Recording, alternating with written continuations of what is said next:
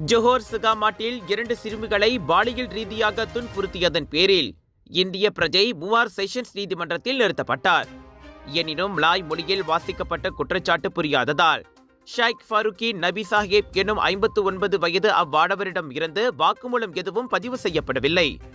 முதல் குற்றச்சாட்டின்படி ஜனவரி 4ஆம் தேதி மாலை 6:20 மணிக்கு அங்குள்ள பள்ளிவாசல் ஒன்றில் 10 வயது சிறுமியிடம் அவர் பாலியல் ரீதியாக தொல்லை கொடுத்துள்ளார். அதே நாள் அதே நேரம் அதே இடத்தில் 12 வயது சிறுமியிடமும் தகாத வகையில் நடந்து கொண்டதாக 2வது குற்றச்சாட்டு சுமத்தப்பட்டது.